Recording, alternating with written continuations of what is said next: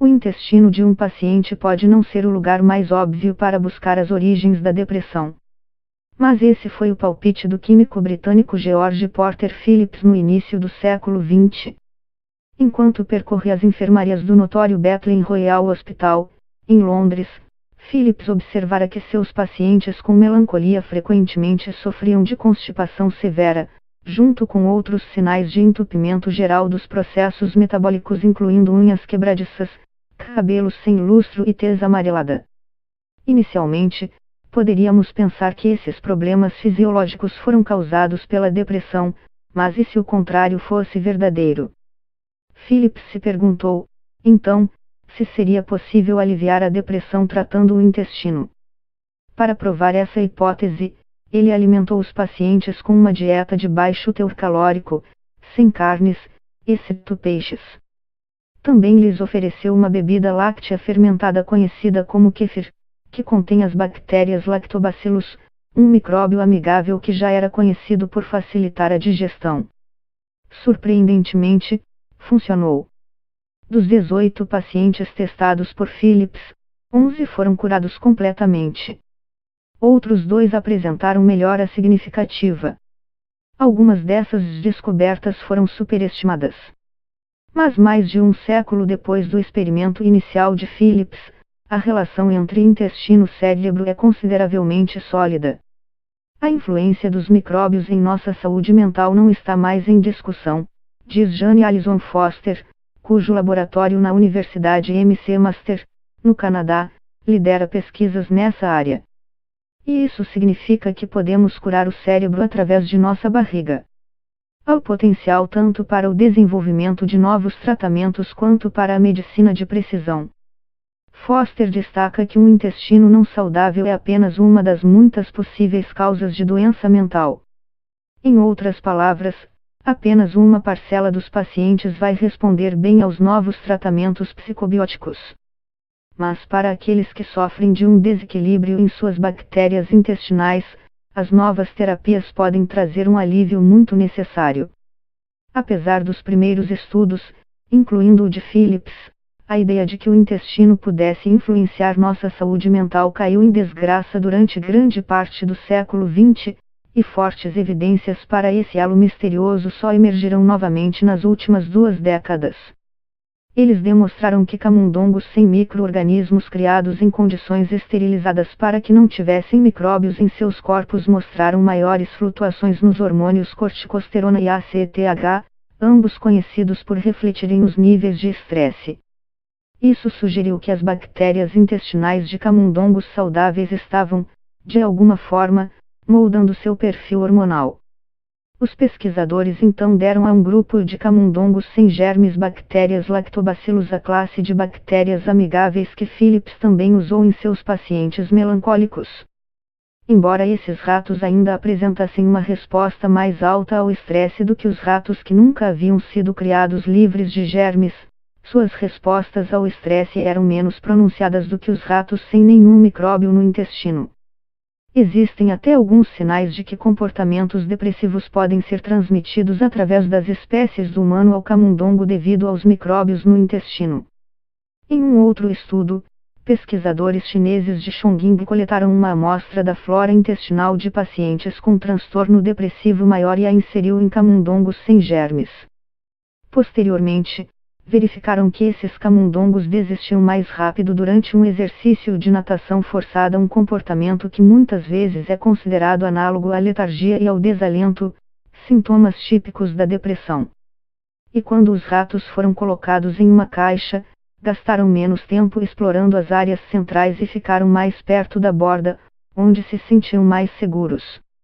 O que surpreende é que os animais que receberam a flora intestinal depressiva se comportaram de forma depressiva, explica Julio Liciniu, da New York Upstate Medical University, que foi coautor do artigo. Se você mudar a flora intestinal, você muda o comportamento. Só podemos tirar algumas conclusões desses estudos em animais, é claro, mas elas são respaldadas por estudos epidemiológicos que analisam um grande número de participantes humanos. O mais recente foi publicado em 4 de fevereiro de 2019. Essas pesquisas mostraram de maneira consistente que variações na flora intestinal coincidem em várias doenças mentais, incluindo depressão e ansiedade. Nenhuma espécie isolada parece ser responsável por esses efeitos, muito mais importante seria a proporção geral das diferentes famílias de micróbios. Sendo assim, as floras intestinais de pessoas deprimidas e ansiosas indicam menos diversidade do que a dos indivíduos sem problemas de saúde mental. Surpreendentemente, um dos trabalhos recentes de Licínio revelou que a esquizofrenia está associada a uma flora intestinal empobrecida. Quando amostras de pacientes que sofrem do transtorno foram implantadas em camundongos livres de germes, o pesquisador pôde verificar mudanças características na atividade cerebral que são marca registrada do distúrbio. Certas espécies de micróbios intestinais podem proteger a parede intestinal, ajudando a manter sua membrana mucosa que impede que o conteúdo seja derramado na corrente sanguínea. Sem essa barreira, você pode sofrer de um intestino poroso, síndrome que desencadeia, entre outras coisas, a liberação de citocinas pró-inflamatórias, proteínas que aumentam o fluxo sanguíneo ao redor dos locais de infecção e regulam a resposta imune do corpo. Embora essa reação seja crucial para combater a infecção, essas citocinas também podem levar ao mau humor e à letargia. É por isso que muitas vezes nos sentimos cansados quando estamos doentes e a curto prazo, essa reação nos ajuda a poupar a energia de que o nosso corpo necessita para encontrar a infecção. Mas a longo prazo, pode levar à depressão. Os micróbios do intestino também influenciam a forma como digerimos e metabolizamos os precursores de neurotransmissores importantes, como a serotonina e a dopamina. Nossa flora intestinal tem até uma linha direta de comunicação com o cérebro, através do nervo vago, ou pneumogástrico, que possui receptores perto do revestimento intestinal que permitem controlar a nossa digestão. Os micróbios no intestino podem, portanto, liberar mensageiros químicos que alteram a resposta do nervo vago e, consequentemente, a atividade do cérebro. Especificamente no intestino, há muitas oportunidades para as bactérias se comunicarem com os sistemas hospedeiros, incluindo o sistema nervoso, diz Foster. É um espaço muito dinâmico, interativo e rico. Mas não se trata de uma via de mão única. Assim, a atividade cerebral também pode influenciar a composição da flora intestinal. O estresse pode, por si só, aumentar a inflamação, por exemplo, o que afetaria os micróbios em nosso intestino. O resultado seria um ciclo vicioso. Os antidepressivos existentes hoje funcionam alterando o equilíbrio de substâncias químicas como a serotonina no cérebro, mas não são eficazes para todos os pacientes. Apenas 2 em cada 10 que tomam antidepressivos apresentam sinais de melhora, além do efeito placebo. E, embora ajudem muitos pacientes, terapias da fala, como a terapia cognitivo-comportamental, são igualmente imprevisíveis. Como resultado, muitos pacientes não são tratados ou lutam para encontrar um tratamento adequado. Algumas tentativas como o estudo de Phillips em 1910 alimentaram pacientes com bebidas fermentadas, como o kefir, que podem introduzir no intestino bactérias e proteínas que são conhecidas por serem benéficas à digestão, ou fibras solúveis conhecidas como prebióticos, que ajudariam a refazer nossa flora intestinal.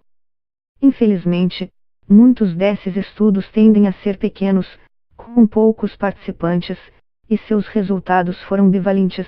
Em alguns estudos, as intervenções reduziram os sintomas com sucesso, em outros estudos, provaram não ser melhores do que um tratamento com placebo. Uma explicação, segundo Foster, é que os estudos fracassados não se focaram em pacientes que se beneficiariam mais com esse tipo de tratamento. Afinal de contas, há muitas causas de depressão, e embora problemas na flora intestinal possam ser a causa subjacente da depressão ou ansiedade de algumas pessoas, em outros, o gatilho pode ser bem diferente. Para eles, é improvável que uma bebida probiótica faça uma grande diferença em seus sintomas. Para complicar ainda mais, o microbioma de cada um de nós é único assim, qualquer tratamento que afete a flora intestinal deve levar em conta essas diferenças. No geral, Se compararmos o interior dos intestinos de dois indivíduos, o grau de semelhança é de apenas 10%. Por esse motivo, ela acha que precisamos encontrar maneiras mais sofisticadas de ajustar o tratamento ao paciente. É aí que o eixo intestino-cérebro vai nos ajudar, na medicina de precisão. A esperança, diz Foster, é mapear biotipos ou grupos de indivíduos que compartilham de uma determinada biologia que pode estar determinando seus sintomas. Nesse sentido, seria recomendável testar se um paciente tem inflamação alta ou baixa antes de decidir sobre o tratamento mais adequado para ele. Licínio também se mantém cautelosamente otimista de que pesquisas futuras vão identificar terapias voltadas para eixo intestino-cérebro.